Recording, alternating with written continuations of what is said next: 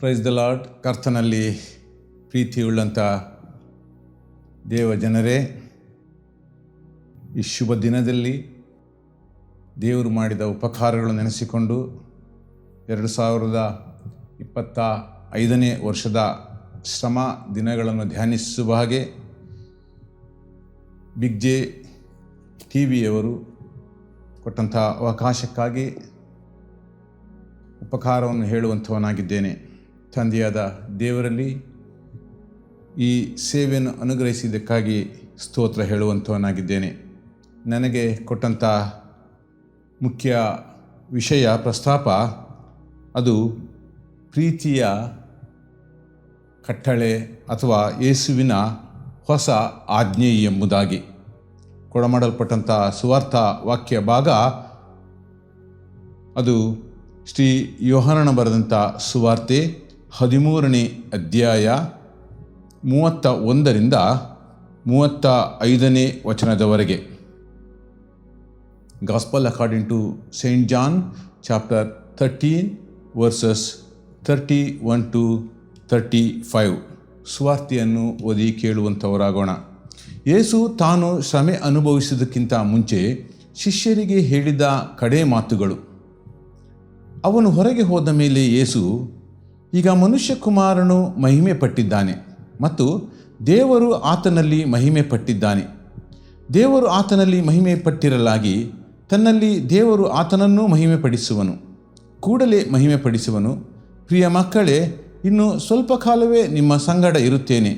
ನನ್ನನ್ನು ಹುಡುಕುವಿರಿ, ಆದರೆ ನಾನು ಹೋಗುವಲ್ಲಿಗೆ ನೀವು ಬರಲಾರಿರಿ ಎಂದು ನಾನು ಯೆಹೂದ್ಯರಿಗೆ ಹೇಳಿದಂತೆ ಈಗ ನಿಮಗೂ ಹೇಳುತ್ತೇನೆ. ನಾನು ನಿಮಗೆ ಒಂದು ಹೊಸ ಆಜ್ಞೆಯನ್ನು ಕೊಡುತ್ತೇನೆ, ಏನೆಂದರೆ ನೀವು ಒಬ್ಬರನ್ನೊಬ್ಬರು ಪ್ರೀತಿಸಬೇಕು.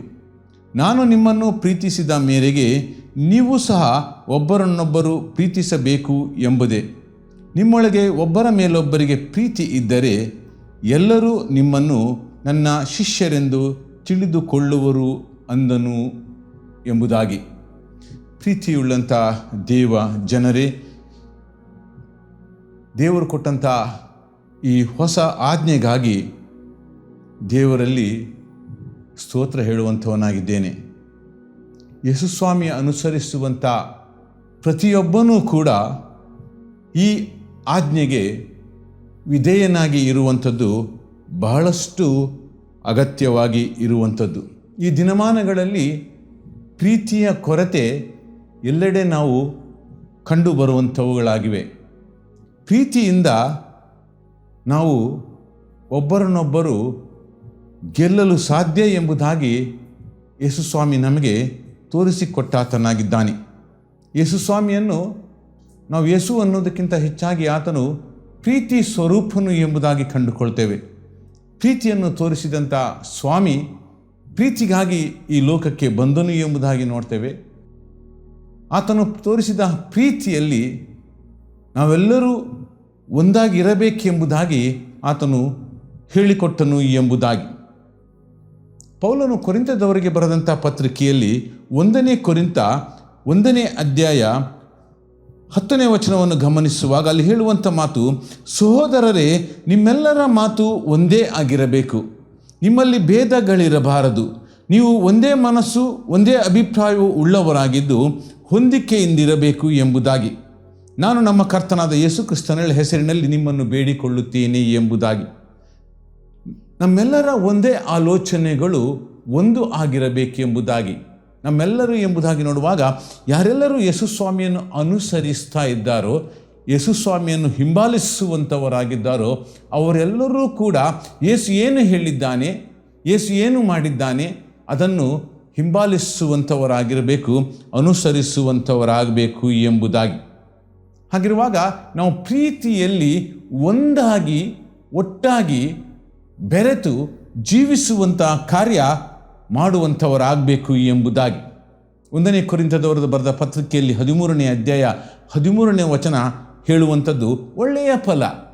ಒಳ್ಳೆಯ ಫಲ ಯಾವುದರಿಂದ ಕೊಡುವಂಥದ್ದಾಗಿದೆ ಎಂಬುದಾಗಿ ನೋಡುವಾಗ ನಂಬಿಕೆ, ನಿರೀಕ್ಷೆ, ಪ್ರೀತಿ ಇವುಗಳಲ್ಲಿ ದೊಡ್ಡದು ಪ್ರೀತಿ ಎಂಬುದಾಗಿ ವಾಕ್ಯಗಳು ಹೇಳುವಂಥದ್ದನ್ನು ಗಮನಿಸ್ತೇವೆ. ಪ್ರಿಯರೇ, ಪ್ರೀತಿ ಎಲ್ಲದಕ್ಕಿಂತ ದೊಡ್ಡದಾಗಿ ಇರುವಂಥದ್ದು ಎಂಬುದಾಗಿ. ಯಾರು ಎಷ್ಟೇ ದ್ವೇಷಿಸುವಂಥವನಾದರೂ ಕೂಡ ನಾವು ಅದನ್ನು ಸರಿದೂಗಿಸಿಕೊಂಡು ಅವರಲ್ಲಿ ತೋರುವಂಥ ಪ್ರೀತಿಯನ್ನು ಅದು ದ್ವೇಷವನ್ನು ಸೋಲಿಸುವಂಥದ್ದಾಗಿದೆ, ದ್ವೇಷವನ್ನು ಕೊಲ್ಲುವಂಥದ್ದಾಗಿದೆ ಎಂಬುದಾಗಿ ನೋಡ್ತೇವೆ. ಆದರೆ ನಾವು ತೋರಿಸುವಂಥ ಪ್ರೀತಿ ಯಾವುದಾಗಿರಬೇಕು? ಲೌಕಿಕವಾಗಿ ಕಂಡುಕೊಳ್ಳುವಂಥ ಪ್ರೀತಿ ಅದು ಪ್ರೀತಿ ಅಲ್ಲ ಪ್ರಿಯರೇ. ಅದು ತೋರ್ಪಡಿಕೆಗೋಸ್ಕರ ಮಾಡುವಂಥ ಪ್ರೀತಿ, ಲಾಭದಾಯ ಗಳಿಸಿಕೊಳ್ಳುವುದಕ್ಕೋಸ್ಕರ ಕೊಡುವಂಥ ಪ್ರೀತಿ ಅದಾಗಿರಬಾರದು. ಗಂಡ ಹೆಂಡತಿಯರ ಪ್ರೀತಿ ಅದು ಬೇರೆಯೇ, ಸಹೋದರ ಸಹೋದರಿಯರ ಪ್ರೀತಿ ಅದು ಬೇರೆಯೇ. ಆದರೆ ಯೇಸು ಯಾವ ಉದ್ದೇಶಕ್ಕೋಸ್ಕರ ಲೋಕಕ್ಕೆ ಬಂದನು, ಆತನು ತೋರಿಸುವಂಥ ಪ್ರೀತಿ ತ್ಯಾಗಮಯವಾದಂಥ ಪ್ರೀತಿ, ಸಂಪೂರ್ಣವಾಗಿ ನಿಸ್ವಾರ್ಥವಾಗಿ ಯಾವ ಆಶೆಯೂ ಇಲ್ಲದಂಥ ರೀತಿಯಲ್ಲಿ ಆತನು ತೋರಿಸಿದಂಥ ಪ್ರೀತಿ. ಹಿಬ್ರಿ ವರ್ಡಲ್ಲಿ ಹೇಳುವಾಗೆ ಅಗಾಪೆ, ನಿಸ್ವಾರ್ಥವಾದಂಥ ಪ್ರೀತಿ, ತ್ಯಾಗಮಯವಾದಂಥ ಪ್ರೀತಿ. ಆ ಪ್ರೀತಿಯನ್ನು ಕೊಡಬೇಕೆಂಬುದಾಗಿ ನಾವು ತೋರಿಸುವಂಥ ಪ್ರೀತಿಯಲ್ಲಿ ಯಾವುದೇ ರೀತಿಯ ಕಲ್ಮಶಗಳು, ಸ್ವಾರ್ಥತೆಗಳು ಇರದ ರೀತಿಯಲ್ಲಿ ನಾವು ತೋರಿಸುವಂಥ ಪ್ರೀತಿ ಅದು ಆಗಿರಬೇಕೆಂಬುದಾಗಿ. ಅಂದರೆ ಪರಿಶುದ್ಧವಾದಂಥ ಪ್ರೀತಿ. ಯೇಸು ಸ್ವಾಮಿ ಪರಿಶುದ್ಧನಾದಂಥ ದೇವರಾಗಿರುವಾಗ ಯಾವುದೇ ರೀತಿಯ ಕಲ್ಮಶಗಳು ಆತನಲ್ಲಿ ಇಲ್ಲ ಎಂಬುದಾಗಿ ನಾವು ಗಮನಿಸಿರುವಾಗ ನಾವು ತೋರುವಂಥ ಪ್ರೀತಿ ಅದು ನಿಜವಾಗಿಯೂ ಯೇಸು ಸ್ವಾಮಿ ತೋರಿಸಿದ ಪ್ರೀತಿಯ ರೀತಿಯಲ್ಲಿ ಇರುವಂಥವುಗಳಾಗಬೇಕು ಎಂಬುದಾಗಿ ನೋಡ್ತೇವೆ ನಾವು. ಯಾಕೆಂತೇಳಿದರೆ ಪ್ರೀತಿ ಇಲ್ಲದವನು ದೇವರನ್ನು ಅರಿಯದವನು ಎಂಬುದಾಗಿ ನೋಡ್ತೇವೆ. ಯಾರಲ್ಲಿ ಪ್ರೀತಿ ಇಲ್ಲವೋ ಅವನು ನಿಜವಾಗಿಯೂ ಕ್ರಿಸ್ತನನ್ನು ಅನುಸರಿಸುವಂಥವನಲ್ಲ. ಹೇಳ್ಬೋದು, ನಾನು ಯೇಸು ಸ್ವಾಮಿಯ ಭಕ್ತನಾಗಿದ್ದೇನೆ, ಯೇಸು ಸ್ವಾಮಿಯ ಹಿಂಬಾಲಕನಾಗಿದ್ದೇನೆ, ಒಂದು ಸಾರಿಯೂ ನಾನು ಆಲಯಕ್ಕೆ ಹೋಗದ ರೀತಿಯಲ್ಲಿ ನಾನು ವರ್ತಿಸ್ತೇನೆ. ಆದರೆ ನಿಜವಾಗಿಯೂ ತೋರುವಂಥ ಪ್ರೀತಿ, ಯೇಸುವಿನ ಪ್ರೀತಿ ಆತನಲ್ಲಿ ಇಲ್ಲದೆ ಹೋದರೆ ಎಂಬುದಾಗಿ ನೋಡುವಾಗ 1ನೇ ಯೋಹಾನನ ಪತ್ರಿಕೆಯಲ್ಲಿ 4ನೇ ಅಧ್ಯಾಯ 8ನೇ ವಚನ ಹೇಳುವಂಥದ್ದು, ಪ್ರೀತಿ ಇಲ್ಲದವನು ದೇವರನ್ನು ಬಲ್ಲವನಲ್ಲ. ಯಾಕಂದರೆ ದೇವರು ಏನಾಗಿದ್ದಾನೆ? ಪ್ರೀತಿ ಸ್ವರೂಪನಾಗಿದ್ದಾನೆ. ನಾನು ಆ ಪ್ರೀತಿಯನ್ನು ಹೊದ್ದುಕೊಳ್ಳದಿದ್ದರೆ, ಅನುಭವಿಸದೇ ಇದ್ದರೆ, ಆ ಹಿಂಬಾಲಿಸದೇ ಇದ್ದರೆ ನಾನು ನಿಜವಾಗಿಯೂ ಕ್ರಿಸ್ತನವನಲ್ಲ, ಯೇಸುವಿನವನಲ್ಲ ಎಂಬುದಾಗಿ ದೇವರ ವಾಕ್ಯವು ಸ್ಪಷ್ಟವಾಗಿ ಹೇಳುವಂಥದ್ದಾಗಿದೆ. ಪ್ರಿಯರೇ, ಪೌಲನು ರೋಮಾಪುರದ ಬರೆದಂಥ ಪತ್ರಿಕೆಯಲ್ಲಿ 13ನೇ ಅಧ್ಯಾಯ 8ನೇ ವಚನ ಹೇಳುವಂಥದ್ದನ್ನು ಗಮನಿಸುವಾಗ, ಒಬ್ಬರನ್ನೊಬ್ಬರು ಪ್ರೀತಿಸಬೇಕೆಂಬ ಋಣವೇ ಹೊರತು ಬೇರೆ ಯಾವ ಸಾಲವೂ ನಿಮಗೆ ಇರಬಾರದು ಎಂಬುದಾಗಿ. ಲೌಕಿಕವಾಗಿ ನಾವು ಯಾವ ರೀತಿಯಾಗಿ ಜೀವಿತ ಮಾಡ್ತೇವೆ ಎಂಬುವಂಥದ್ದು ಅಲ್ಲಿ ಹೇಳುವಂಥ ಮಾತು, ಒಬ್ಬರನ್ನೊಬ್ಬರು ಪ್ರೀತಿಸಬೇಕೆಂಬ ಋಣವೇ. ನಾವು ಯೇಸುವಿನ ಹಿಂಬಾಲಕನಾಗಿ ಒಬ್ಬರನ್ನೊಬ್ಬರು ಪ್ರೀತಿಸಬೇಕು. ನಾವು ಸಭೆಯಾಗಿ ಸಮಾಜದಲ್ಲಿ ಸಭೆಯಲ್ಲಿರಲಾಗಲಿ ನಾವು ಯೇಸು ಏನು ಹೇಳಿದ್ದಾನೆ ಅದನ್ನು ಅನುಸರಿಸುವಂಥವರಾಗಬೇಕು. ಕೆಲವೊಂದು ಸಂಗತಿಗಳನ್ನು ನಾವು ಅನುಸರಿಸಿ ಕೆಲವೊಂದು ಸಂಗತಿಗಳನ್ನು ನಾವು ಬಿಡ್ತೇವೆ ಎಂಬುದಾಗಿ ಅಲ್ಲ. ಯೇಸುವನ್ನು ಹಿಂಬಾಲಿಸುವಂಥವರು ಪ್ರತಿಯೊಬ್ಬೊಬ್ಬರು ಕೂಡ ಆತನ ಆಜ್ಞೆಗಳಿಗೆ ವಿಧೇಯರಾಗಿ ಜೀವಿಸುವಂಥದ್ದು ಬಹಳಷ್ಟು ಅಗತ್ಯವಾಗಿ ಇದೆ ಎಂಬುದಾಗಿ ನೋಡ್ತೇವೆ ನಾವು. ಯಾಕೆ ಎಂಬುದಾಗಿ ನೋಡುವಾಗ ಪೇತ್ರ ಹೇಳ್ತಾನೆ, 1ನೇ ಪೇತ್ರ 1ನೇ ಅಧ್ಯಾಯ 22ನೇ ವಚನದಲ್ಲಿ, ನೀವು ಸತ್ಯೋಪದೇಶಕ್ಕೆ ವಿಧೇಯರಾಗಿದ್ದು ನಿಮ್ಮ ಆತ್ಮಗಳನ್ನು ಶುದ್ಧ ಮಾಡಿಕೊಂಡದ್ದರಿಂದ ನಿಷ್ಕಪಟವಾದ ಸಹೋದರ ಸ್ನೇಹವುಳ್ಳವರಾಗತಕ್ಕದ್ದು. ಹೀಗಿರಲಾಗಿ ಒಬ್ಬರನ್ನೊಬ್ಬರು ಹೃದಯಪೂರ್ವಕವಾಗಿಯೂ ಯಥಾರ್ಥವಾಗಿಯೂ ಪ್ರೀತಿಸಿರಿ ಎಂಬುದಾಗಿ. ಹೃದಯಪೂರ್ವಕವಾಗಿ, ನಿಷ್ಕಲ್ಮಶ ಇಲ್ಲದ ರೀತಿಯಲ್ಲಿ ನಾವು ಹೇಗೆ ದೇವರನ್ನು ಪ್ರೀತಿಸ್ತೇವೆ, ನಾವು ದೇವರನ್ನು ಪ್ರೀತಿಸ್ತೇವೆ ಹಾಗೆ ನಾವು ಒಬ್ಬರನ್ನು ಬೇಕೆಂತೇಳಿದರೆ ಎಲ್ಲರೂ ಕೂಡ ದೇವರ ಸೃಷ್ಟಿ. ದೇವರು ನನ್ನನ್ನು ಹೇಗೆ ಉಂಟು ಮಾಡಿದ್ದಾನೆ ಅದೇ ರೀತಿಯಲ್ಲಿ ಕೂಡ ಇತರ ಸಹೋದರ ಸಹೋದರನ್ನು ಉಂಟು ಮಾಡಿರುವಾಗ ನನಗೆ ಕೊಟ್ಟಂಥ ಆಶೀರ್ವಾದಗಳು ಅವರಿಗೂ ಕೂಡ ಕೊಡಲ್ಪಟ್ಟಿವೆ ಎಂಬುದಾಗಿ. ನಾವು ಯಾವತ್ತೂ ಕೂಡ ಯಾರನ್ನು ಕೂಡ ತೀರ್ಮಾನಿಸಲಾರದೆ ತೀರ್ಪುಗಾರರಾಗದ ರೀತಿಯಲ್ಲಿ ಜೀವಿಸುವಂಥವರಾಗಬೇಕು ಎಂಬುದಾಗಿ. ಅದಕ್ಕೋಸ್ಕರ ಯಥಾರ್ಥವಾಗಿ ಸ್ವಾಮಿ ಯಾವ ರೀತಿಯಲ್ಲಿ ನಮ್ಮನ್ನು ಪ್ರೀತಿಸಿದ್ದಾನೆ, ಸ್ವಾಮಿಯ ಪ್ರೀತಿ ನಮಗೆ ಬೇಕು. ಆದರೆ ಸ್ವಾಮಿಯ ಆಜ್ಞೆಗನುಸಾರವಾಗಿ ನಾನು ಇತರರನ್ನು ಪ್ರೀತಿಸಿ ಎಂಬುದಾಗಿ ಇರುವಂಥದ್ದನ್ನು ನಾನು ಮಾಡಲಾರದೆ ಹೋದರೆ ಎಂಬುದಾಗಿ. ಯಾಕೆಂತೇಳಿದ್ರೆ ಪ್ರೀತಿಯಲ್ಲಿ ಒಗ್ಗಟ್ಟು ಉಂಟು ಪ್ರಿಯರೇ. ಪ್ರೀತಿಯಲ್ಲಿ ಒಗ್ಗೂಡಿಸುವಂಥ ಶಕ್ತಿ ಉಂಟು ಎಂಬುದಾಗಿ ನೋಡ್ತೇವೆ ನಾವು. ಆ ಪ್ರೀತಿಯನ್ನು ಹೊದ್ದುಕೊಂಡಿರುವಂಥವರಾಗಬೇಕು ಎಂಬುದಾಗಿ ಧರ್ಮೋಪದೇಶ ಖಂಡ 6ನೇ ಅಧ್ಯಾಯ ಅಲ್ಲಿ 5ನೇ ವಚನವನ್ನು ನೋಡುವಾಗ, ನೀವು ನಿಮ್ಮ ದೇವರಾದ ಯೆಹೋವನನ್ನು ಪೂರ್ಣ ಹೃದಯದಿಂದಲೂ ಪೂರ್ಣ ಪ್ರಾಣದಿಂದಲೂ ಪೂರ್ಣ ಶಕ್ತಿಯಿಂದಲೂ ಪ್ರೀತಿಸಬೇಕು. ಆ ಪ್ರೀತಿಯ ಮಹತ್ವ ಏನು ಎಂಬುದಾಗಿ ನೋಡುವಾಗ ನಾವು ಅನೇಕ ಸಾರಿ ಲೌಕಿಕವಾದಂಥ ಪ್ರೀತಿಯನ್ನೇ ನಾವು ದೃಷ್ಟಿಸ್ತೇವೆ. ದೇವರು ಆತ್ಮಿಕವಾಗಿ ನಮಗೆ ಹೇಳುವಂಥ ಮಾತು, ನಾವು ದೇವರನ್ನು ಪೂರ್ಣ ಹೃದಯದಿಂದಲೂ ಪೂರ್ಣ ಹೃದಯದಿಂದಲೂ ಎಂಬುದಾಗಿ ನೋಡುವಾಗ ನಾವು ಎಡಬಲಕ್ಕೆ ಗಮನ ಕೊಡಲಾರದಂಥ ಸ್ಥಿತಿಗೆ ತಲುಪುವಂಥದ್ದು. ಸಂಪೂರ್ಣವಾಗಿ ದೇವರ ಆಲಯಕ್ಕೆ ಪ್ರವೇಶವಾದಾಗ ನಾನು ಸಂಪೂರ್ಣವಾಗಿ ನನ್ನನ್ನು ನಾನು ದೇವರಿಗೆ ಸಮರ್ಪಿಸಿ ಕೊಡುವಂಥದ್ದು, ಪೂರ್ಣ ಹೃದಯದಿಂದಲೂ ಸಂಪೂರ್ಣವಾಗಿ ಪೂರ್ಣ ಪ್ರಾಣದಿಂದಲೂ ಎಂಬುದಾಗಿ. ಮತ್ತು ದೇವರು ನಮಗೇನು ಕೊಟ್ಟಿದ್ದಾನೆ? ಆತ್ಮಿಕ ಶಕ್ತಿ. ಆ ಪೂರ್ಣ ಶಕ್ತಿಯಿಂದಲೂ ನಾವು ದೇವರನ್ನು ಆರಾಧಿಸುವಂಥ ಕಾರ್ಯ, ದೇವರನ್ನು ಪ್ರೀತಿಸುವಂಥ ಕಾರ್ಯ ಮಾಡುವಂಥವರಾಗಬೇಕು ಎಂಬುದಾಗಿ. ನನ್ನ ಪ್ರೀತಿಯ ದೇವ ಜನರೇ, ಪ್ರೀತಿಯ ಬಗ್ಗೆ ಅನೇಕ ಸಾರಿ ಅನೇಕ ವಿಷಯಗಳು ನಾವು ಅರಿತಂಥವರಾಗಿದ್ದೇವೆ. ಯೇಸು ಸ್ವಾಮಿ ಹೇಳುವಂಥ ಮಾತನ್ನು ಗಮನಿಸುವಾಗ, ನಾನು ನಿಮಗೆ ಒಂದು ಹೊಸ ಆಜ್ಞೆಯನ್ನು ಕೊಡುತ್ತೇನೆ. ಏಕೆಂತೇಳಿ ನಾವು ಪ್ರತಿ ದಿನದಲ್ಲಿ ಕೂಡ ಯೇಸುವಿನ ಆಜ್ಞೆಯನ್ನು ನೆನಪು ಮಾಡಿಕೊಂಡು ಇರುವಂಥವರಾಗಬೇಕು ಎಂಬುದಾಗಿ. ಆ ಆಜ್ಞೆ ಎಂಬುದಾಗಿ ನೋಡುವಾಗ, ನಾನು ನಿಮ್ಮನ್ನು ಪ್ರೀತಿಸಿದ ಮೇರೆಗೆ ನೀವು ಸಹ ಒಬ್ಬರನ್ನೊಬ್ಬರು ಪ್ರೀತಿಸಬೇಕು. ಇದು ಯೇಸುವಿನ ಮಹತ್ತರವಾದಂಥ ಆಜ್ಞೆ ಪ್ರಿಯರೇ. ಯಾವ ರೀತಿಯಲ್ಲಿ ತಂದೆಯಾದ ದೇವರು 10 ಆಜ್ಞೆಗಳನ್ನು ಕೊಟ್ಟಂಥ ರೀತಿಯಲ್ಲಿ ಯೇಸು ಉನ್ನತೋನ್ನತವಾದಂಥ ಆ ಪ್ರೀತಿಯನ್ನು ಪ್ರಕಟಪಡಿಸುವಂಥ ಆಜ್ಞೆಯನ್ನು ನಮಗೆ ದಯಪಾಲಿಸಿ ಕೊಟ್ಟಂಥವನಾಗಿದ್ದಾನೆ. ಪ್ರೀತಿಯಲ್ಲಿ ನಿಲ್ಲುವಂಥ ಅವಕಾಶ, ಆಶೀರ್ವಾದ ದೇವರು ಕೊಟ್ಟಂಥವನಾಗಿದ್ದಾನೆ. ಹಾಗಿರುವಾಗ ನಾವುಗಳು ವೈಯಕ್ತಿಕವಾಗಿ ಪ್ರೀತಿಸುವಂಥವರಾಗಬೇಕು, ಒಬ್ಬರನ್ನೊಬ್ಬರು ಪ್ರೀತಿಸುವಂಥವರಾಗಬೇಕು, ಒಬ್ಬರನ್ನೊಬ್ಬರು ಪ್ರೀತಿಯನ್ನು ಹಂಚುವಂಥವರಾಗಬೇಕು ಎಂಬುದಾಗಿ. ಹಾಗೆ ಸಭೆಯಲ್ಲಿ, ಸಮಾಜದಲ್ಲಿ, ಕುಟುಂಬದಲ್ಲಿ ಆ ಪ್ರೀತಿಯನ್ನು ವ್ಯಕ್ತಪಡಿಸುವಂಥವರಾಗಬೇಕು, ಪ್ರೀತಿಯನ್ನು ತೋರಿಸಿಕೊಡುವಂಥವರಾಗಬೇಕು ಎಂಬುದಾಗಿ. ಹಾಗೆ ಸಭೆಯಾಗಿ ಕೂಡ ನಾವು ಸಭೆಯಲ್ಲಿ ಅನೇಕ ರೀತಿಯಲ್ಲಿ ನಾವು ಪ್ರೀತಿಯ ಕೊರತೆಗಳನ್ನು ಕಾಣ್ತೇವೆ. ನಾವು ದೇವರು ಕೊಟ್ಟಂಥ ಆಜ್ಞೆಗಳಿಗೆ ಅವಿಧೇಯರಾಗಿ ಹೋಗುವಂಥದ್ದನ್ನು ನಾವು ಕಾಣ್ತೇವೆ. ದೇವರು ಹೇಳಿದ ರೀತಿಯಲ್ಲಿ ನನ್ನ ಮಕ್ಕಳು ಎಂಬುದಾಗಿ ಪ್ರತಿಯೊಬ್ಬರಿಗೂ ಆಶೀರ್ವಾದ ಮಾಡಿರುವಾಗ ನಮ್ಮಲ್ಲೇ ಅವಿಶ್ವಾಸಗಳು ವ್ಯಕ್ತಪಡಿಸ್ತೇವೆ, ಪ್ರೀತಿಯ ಕೊರತೆಗಳನ್ನು ಅಲ್ಲಿ ಕಾಣ್ತೇವೆ. ನಾವು ಇತರರು ನಮ್ಮನ್ನು ಗಮನಿಸ್ತಾ ಇದ್ದಾರೆ ಎಂಬ ಅರಿವು ಕೂಡ ನಮಗೆ ಕಾಣದ ರೀತಿಯಲ್ಲಿ ಇರುವಂಥವುಗಳಾಗಿವೆ ಪ್ರಿಯರೇ.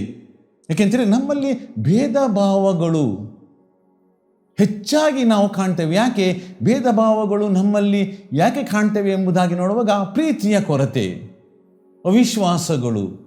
ಒಂದೇ ಸಭೆಯಾಗಿರುವುದಾದರೂ ಕೂಡ ನಾವು ಎಲ್ಲ ವಿಷಯದಲ್ಲೂ ಕೂಡ ನಾವು ಪ್ರಾರ್ಥನೆ ಮಾಡ್ತೇವೆ, ವಿಜ್ಞಾಪನೆ ಮಾಡ್ತೇವೆ, ನಾವು ಒಂದಾಗಿದ್ದೇವೆ, ಒಂದೇ ಸಭೆಯಾಗಿದ್ದೇವೆ, ಒಂದೇ ಕ್ರೈಸ್ತರಾಗಿದ್ದೇವೆ, ಒಂದೇ ದೇವರನ್ನು ಆರಾಧನೆ ಮಾಡ್ತಾ ಇದ್ದೇವೆ. ಆದರೆ ನಮ್ಮ ಆಲೋಚನೆಗಳು ಯಾಕೆ ಬೇರೆ ಬೇರೆಯಾಗಿ ಇರುವಂಥವುಗಳಾಗಿವೆ ಎಂಬುದಾಗಿ ನೋಡ್ತೇವೆ ನಾವು. 1ನೇ ಕೊರಿಂಥದ ಬರೆದ ಪತ್ರಿಕೆ 1ನೇ ಅಧ್ಯಾಯದ ಆ 10ನೇ ವಚನದ ಮೊದಲ ಭಾಗವನ್ನು ಗಮನಿಸುವಾಗ, ಸಹೋದರರೇ, ನಿಮ್ಮೆಲ್ಲರ ಮಾತು ಒಂದೇ ಆಗಿರಬೇಕು, ನಿಮ್ಮಲ್ಲಿ ಭೇದಗಳಿರಬಾರದು. ಸಹೋದರರೇ, ಸಹೋದರಿಯರೇ, ನಿಮ್ಮೆಲ್ಲರ ಮಾತು ನಾವು ಒಟ್ಟಾಗಿ ಸೇರಿ ಬರುವಾಗ, ಪ್ರಾರ್ಥಿಸುವಾಗ, ವಿಜ್ಞಾಪಿಸುವಾಗ ನಮ್ಮೆಲ್ಲರ ಆಲೋಚನೆ, ನಮ್ಮೆಲ್ಲರ ಪ್ರಾರ್ಥನೆ ತಂದೆಯಾದ ದೇವರ ಬಳಿಯಲ್ಲಿ ಒಂದೇ ಆಗಿರಬೇಕು ಎಂಬುದಾಗಿ. ಯಾವಾಗ ನಮ್ಮ ಆಲೋಚನೆಗಳು ಬೇರೆ ಬೇರೆಯಾಗಿರುವಾಗ ತಂದೆಯಾದ ದೇವರು ಸಭೆಯಲ್ಲಾಗಲಿ, ಕುಟುಂಬದಲ್ಲಾಗಲಿ, ಸಮಾಜದಲ್ಲಾಗಲಿ ಹೇಗೆ ಆತನು ಆಶೀರ್ವದಿಸುವಂಥವನಾಗಿದ್ದಾನೆ? ನಮ್ಮ ಆಲೋಚನೆಗಳೆಲ್ಲವೂ ಕೂಡ, ಯಾಕೆಂದರೆ ತಂದೆಯಾದ ದೇವರು ಹೇಳ್ತಾನೆ, ನನ್ನ ಆಲೋಚನೆಗಳು ನಿಮ್ಮ ಆಲೋಚನೆಗಳಲ್ಲ, ನನ್ನ ಮಾರ್ಗಗಳು ನಿಮ್ಮ ಮಾರ್ಗಗಳಲ್ಲ. ಯೇಸು ಹೇಳಿದಾಗ, ನಾನೇ ಮಾರ್ಗವು ಸತ್ಯವೂ ಜೀವವು, ನಾವು ಯೇಸುವಿನ ಮಾರ್ಗದಲ್ಲಿ ಹೋಗುವಂಥವರಾಗಬೇಕು ಎಂಬುದಾಗಿ. ಯೇಸುವಿನ ಮಾರ್ಗದಲ್ಲಿ ನಡೆಯುವಂಥವರಾಗಬೇಕು. ನಾವು ಯೇಸು ಸ್ವಾಮಿ ಹಿಂಬಾಲಕ, ಯೇಸು ಸ್ವಾಮಿಯನ್ನು ಆರಾಧನೆ ಮಾಡ್ತೇವೆ ನಾವು. ಹಾಗಿರುವಾಗ ಆತನು ಏನು ಹೇಳಿದ್ದಾನೆ, ಅದಕ್ಕನುಸಾರವಾಗಿ ನಾವುಗಳು ನಡೆಯುವಂಥವರಾಗಬೇಕು ಎಂಬುದಾಗಿ. ಯಾಕೆಂತೇಳಿದರೆ ಅನೇಕ ಸಾರಿ ಪೌಲನು ಕೂಡ ಒಂದು ಕಡೆ ಹೇಳುವಂಥ ವಾಕ್ಯವನ್ನು ಗಮನಿಸುವಾಗ, ಯಾಕೆಂದರೆ ನನ್ನ ಸಹೋದರರೇ ನಿಮ್ಮಲ್ಲಿ ಒಳಜಗಳಗಳುಂಟು.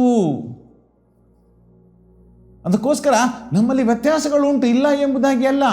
ಮಾನಸಾಂತರ ಪಟ್ಟು ದೇವರ ಸನ್ನಿಧಾನದಲ್ಲಿ ದೇವರಿಗೆ ವಿಧೇಯರಾಗಿ ಇರುವಂಥದ್ದು ಬಹಳಷ್ಟು ಅಗತ್ಯವಾಗಿದೆ. ನಾವು ದೇವರ ಸನ್ನಿಧಾನದಲ್ಲಿ ಇದ್ದೇವೆ ಎಂಬುವಂಥದ್ದನ್ನು ನಾವು ಮರೆತು ಹೋಗುವಂಥವರಾಗಿದ್ದೇವೆ. ವ್ಯತ್ಯಾಸಗಳನ್ನು ಕಂಡುಕೊಳ್ತೇವೆ. ನಾವು ದೇವರ ಆಲಯ ಅದು ಪರಿಶುದ್ಧವಾದದ್ದು ಎಂಬುದಾಗಿ ನಮ್ಮ ಗಮನಕ್ಕೆ ಬಾರದ ರೀತಿಯಲ್ಲಿ ನಾವು ನಡೆದಾಡುವಂಥವರಾಗ್ತೇವೆ. ನಾವು ಆ ಯೇಸುವಿನ ಪ್ರೀತಿ, ಆತನೇ ಹೇಳ್ತಾನೆ, ನೀವು ಒಬ್ಬರನ್ನೊಬ್ಬರು ಪ್ರೀತಿಸಿರಿ. ಯಾಕೆ ನಿಮ್ಮಲ್ಲಿ ವ್ಯತ್ಯಾಸಗಳು ಬರ್ತವೆ? ನೀವು ನನ್ನನ್ನು ಆರಾಧನೆ ಮಾಡ್ತೇವೆ ಎಂಬುದಾಗಿ ನೋಡುವಾಗ, ನಾನು ಕೊಟ್ಟಂಥ ಆಜ್ಞೆಗಳಿಗೆ ನೀವು ವಿಧೇಯರಾಗದೆ ಹೋದರೆ ನನ್ನ ಶಿಷ್ಯರು ಅಲ್ಲ. ಸ್ಪಷ್ಟವಾಗಿ ಯೇಸು ಸ್ವಾಮಿ ಹೇಳಿರುವಂಥ ಮಾತು. ಆತನು ಹೇಳ್ತಾನೆ 35ನೇ ವಚನಕ್ಕೆ ಬರುವಾಗ 13ನೇ ಅಧ್ಯಾಯದಲ್ಲಿ, ನಿಮ್ಮೊಳಗೆ ಒಬ್ಬರ ಮೇಲೊಬ್ಬರಿಗೆ ಪ್ರೀತಿ ಇದ್ದರೆ ಎಲ್ಲರೂ ನಿಮ್ಮನ್ನು ನನ್ನ ಶಿಷ್ಯರೆಂದು ತಿಳಿದುಕೊಳ್ಳುವರು. ಪ್ರೀತಿ ಇಲ್ಲದೆ ಹೋದರೆ ಶಿಷ್ಯರು ಅಲ್ಲ ಎಂಬುದಾಗಿ ತಿಳಿದುಕೊಳ್ಳುವರು. ನಾನು ಯೇಸುವಿನವನು, ಯೇಸುವಿನ ಭಕ್ತನಾಗಿದ್ದೇನೆ, ನಾನೊಬ್ಬ ಒಳ್ಳೆಯ ಕ್ರೈಸ್ತನಾಗಿದ್ದೇನೆ, ತೋರ್ಪಡಿಕೆಗಾಗಿ ಹೇಳುವಂಥ ಮಾತುಗಳಾಗಿರಬಾರ್ದು. ನಿಸ್ವಾರ್ಥವಾಗಿ, ನಿಷ್ಕಪಟಿಗಳಾಗಿ ಕಾರ್ಯ ಸಾಧಿಸುವಂಥವರಾಗಿರಬೇಕು ಎಂಬುದಾಗಿ. ಯಾಕೆಂತಂದರೆ ಪ್ರೀತಿ ಒಂದಾಗಿ ಒಂದು ಕುಟುಂಬವಾಗಿ ರೂಪಿಸುವಂಥದ್ದಾಗಿದೆ. ಪ್ರೀತಿ ಅದು ಕೆಡುಕನ್ನು ತಾರದ ರೀತಿಯಲ್ಲಿ ಇರುವಂಥದ್ದಾಗಿದೆ. ಪ್ರೀತಿ ಸಮಾಧಾನ ಪಡಿಸುವಂಥದ್ದಾಗಿದೆ. ಪ್ರೀತಿ ದ್ವೇಷಿಗಳನ್ನು ಕೂಡ ಸ್ನೇಹಿತರನ್ನಾಗಿ ಮಾಡುವಂಥ ಶಕ್ತಿ ಆ ಪ್ರೀತಿಯಲ್ಲಿ ಉಂಟು ಎಂಬುದಾಗಿ ನೋಡ್ತೇವೆ ನಾವು. ಯೋಹನ ಬರೆದಂಥ ಸುವಾರ್ತೆ 15ನೇ ಅಧ್ಯಾಯದಲ್ಲಿ ನಾವು ಗಮನಿಸುವಾಗ ಅಲ್ಲಿ 11ನೇ ವಚನದಲ್ಲಿ ಹೇಳುವಂಥ ಮಾತು, ನನ್ನಲ್ಲಿರುವ ಆನಂದವು ನಿಮ್ಮಲ್ಲಿಯೂ ಇರಬೇಕೆಂತಲೂ ನಿಮ್ಮ ಆನಂದವು ಪರಿಪೂರ್ಣವಾಗಬೇಕೆಂತಲೂ ಇದನ್ನೆಲ್ಲ ನಿಮಗೆ ಹೇಳಿದ್ದೇನೆ. 12ನೇ ವಚನ ಹೇಳುವಾಗ, ನಾನು ನಿಮ್ಮನ್ನು ಪ್ರೀತಿಸಿದ ಮೇರೆಗೆ ನೀವು ಒಬ್ಬರನ್ನೊಬ್ಬರು ಪ್ರೀತಿಸಬೇಕೆಂಬುದೇ ನಾನು ಕೊಡುವ ಆಜ್ಞೆಯಾಗಿದೆ ಎಂಬುದಾಗಿ. ಯೇಸುವಿನ ಆಜ್ಞೆ ಇದು. ಆತನು ಕೊಟ್ಟಂಥ ಆಜ್ಞೆಗೆ ವಿಧೇಯರಾಗಿ ಇರುವಂಥವರಾಗಬೇಕು. ಕಷ್ಟವಾಗ್ತದೆ, ಪ್ರಯತ್ನಿಸಿರಿ. ಆ ಪ್ರೀತಿಯಲ್ಲಿ ಸಿಗುವಂಥ ಆನಂದವನ್ನು ಅನುಭವಿಸಿರಿ. ಲೌಕಿಕವಾಗಿ ನಾವು ಜೀವಿತ ಮಾಡ್ತಾ ಇರುವುದಾದರೂ ಕೂಡ ದೇವರು ನಮ್ಮನ್ನು ಆತ್ಮೀಕತೆಯಿಂದಲೇ ಜೀವಿತ ಮಾಡ್ರಿ ಎಂಬುದಾಗಿ. ಯಾಕೆಂತೇಳಿದ್ರೆ ಲೌಕಿಕಕ್ಕೆ ನಾವು ಹೋಗಬೇಕಾದ್ರೆ ಲೌಕಿಕಕ್ಕೆ ಏನು ಬೇಕು ಅದನ್ನೆಲ್ಲ ದೇವರು ಕೊಡುವಂಥವನಾಗಿದ್ದಾನೆ. ನಾವು ಲೋಕದವುಗಳನ್ನೇ ಹುಡುಕಿಕೊಂಡು ಹೋಗುವಂಥವರಾಗಬಾರ್ದು. ನಾವು ಆತ್ಮೀಕವಾಗಿ ಜೀವಿತ ಮಾಡುತ್ತಾ ಲೋಕಕ್ಕೆ ಬೇಕು ಏನು ಅದನ್ನು ತಂದೆಯಾದ ದೇವರು ಕೊಡ್ತಾನೆ ಎಂಬ ದೃಢವಾದ ಸಂಕಲ್ಪದೊಂದಿಗೆ ನಾವು ಮುಂದೆ ಹೋಗುವಂಥವರಾಗಬೇಕು ಎಂಬುದಾಗಿ. ನಾನು ನಿಮ್ಮನ್ನು ಪ್ರೀತಿಸಿದ ಮೇರೆಗೆ ನಾನು ಯೇಸು ಸ್ವಾಮಿಯನ್ನು ಅನುಸರಿಸ್ತಾ ಇದ್ದೇನೆ, ಆರಾಧಿಸ್ತಾ ಇದ್ದೇನೆ ಎಂಬುದಾಗಿ ನೋಡುವಾಗ, ಆತನು ತನ್ನ ಮಕ್ಕಳನ್ನು ಪ್ರೀತಿಸಿದ ಮೇರೆಗೆ ನಾವು ಕೂಡ ಪ್ರೀತಿಸಬೇಕು ಎಂಬುದಾಗಿ. ಅಲ್ಲಿ ಹೇಳುವಂಥ 35ನೇ ವಚನ ಮಾತು ಹೇಳುವಂಥದ್ದು, ನಿಮ್ಮೊಳಗೆ ಒಬ್ಬರ ಮೇಲೊಬ್ಬರಿಗೆ ಪ್ರೀತಿ ಇದ್ದರೆ ಎಲ್ಲರೂ ಕೂಡ ನಿಮ್ಮನ್ನು ನನ್ನ ಶಿಷ್ಯರು ಎಂಬುದಾಗಿ ಹೇಳುವಂಥವರಾಗ್ತಾರೆ. ನಾವು ಪ್ರೀತಿಯನ್ನು ಪ್ರಕಟಪಡಿಸುವಂಥದ್ದು ಹೊರಗಿನ ಜನರಿಗೆ, ಹೊರಗಿನ ಜನಾಂಗಕ್ಕೆ ನಮ್ಮನ್ನು ಒಳ್ಳೆಯ ಕ್ರೈಸ್ತ ಎಂಬುದಾಗಿ ಹೇಗೆ ತೋರ್ಪಡಿಸಿಕೊಡುವಂಥದ್ದು. ನಮ್ಮ ನಡತೆಗಳಲ್ಲಿ, ನಮ್ಮ ನುಡಿಗಳಲ್ಲಿ ಬಲ ಒಳ್ಳೆಯ ಆಳು ಈತನು, ಈ ಸಭೆಯಲ್ಲಿ ಒಳ್ಳೆಯ ಕ್ರೈಸ್ತತ್ವ ನಡೀತಾ ಉಂಟು, ಇವರೆಲ್ಲರೂ ಒಳ್ಳೆಯ ಪ್ರೀತಿ ಸ್ವಭಾವದಿಂದ ಒಂದಾಗಿ ಹೋಗುವಂಥವರಾಗಿದ್ದಾರೆ, ಈ ಸಭೆಗಳಲ್ಲಿ ಒಂದೇ ಆಲೋಚನೆ ನಡೀತಾ ಇದೆ. ಆದರೆ ಪ್ರಿಯರೇ, ನಮ್ಮಲ್ಲಿ ಅನೇಕ ವ್ಯತ್ಯಾಸಗಳು ಇರುವುದಾದರೆ ನೀವುಗಳು ಯೇಸುಸ್ವಾಮಿಯ ಶಿಷ್ಯರಾಗಲಿಕ್ಕೆ ಅನರ್ಹ ಎಂಬುದಾಗಿ ವಾಕ್ಯವು ಹೇಳುವಂಥದ್ದಾಗಿದೆ. ಕೆಲ ಸಾರಿ ನಾವು ವಾಕ್ಯಗಳನ್ನು ಹೇಳುವಾಗ, ಬೋಧನೆಗಳು ಹೇಳುವಾಗ ಕಠಿಣವಾಗುವಂಥವುಗಳಾಗಿವೆ. ಆದರೆ ವಾಕ್ಯಗಳು ನಮ್ಮಲ್ಲಿ ಸತ್ಯವನ್ನು ನುಡಿಯುವಾಗ ನಾವು ಅದಕ್ಕನುಸಾರವಾದಂಥ ಜೀವಿತ ಮಾಡುವಂಥವುಗಳಾಗಬೇಕು. ನಮ್ಮಲ್ಲಿ ಪ್ರೀತಿ ಪ್ರಕಟವಾಗದೆ ಹೋದರೆ, ನಮ್ಮಲ್ಲಿ ಪ್ರೀತಿ ವ್ಯಕ್ತವಾಗದೆ ಹೋದರೆ ನಾವು ನಿಜವಾಗಿಯೂ ಕೂಡ ಕ್ರೈಸ್ತತ್ವವನ್ನು ಹೊಂದಲಾರದೆ ಹೋಗಿದ್ದೇವೆ ಎಂಬುದಾಗಿ. ಯಾಕೆಂತೇಳಿದರೆ ನಿಜವಾಗಿಯೂ ಕ್ರೈಸ್ತರು ಯೇಸು ಸ್ವಾಮಿಯನ್ನು ಹಿಂಬಾಲಿಸುವಂಥವರು. ಒಬ್ಬರನ್ನೊಬ್ಬರು ಸೈರಿಸಿಕೊಳ್ಳದೇ ಇದ್ದರೆ, ಒಬ್ಬರನ್ನೊಬ್ಬರು ಸಭೆಯಾಗಿ ಕೂಡಿ ಬಾರದೆ ಹೋದರೆ, ಯೇಸುವಿನ ಮಾರ್ಗವನ್ನು ಅನುಸರಿಸಲಾರದೆ ಹೋದರೆ, ಯಾಕೆಂತೇಳಿದ್ರೆ ನಾವು ಒಂದಾಗಿ ಸೇರಿ ಬರುವಾಗ ಯೇಸುವನ್ನೇ ಆರಾಧನೆ ಮಾಡ್ತೇವೆ, ಯೇಸುವನ್ನೇ ಹಿಂಬಾಲಿಸ್ತೇವೆ.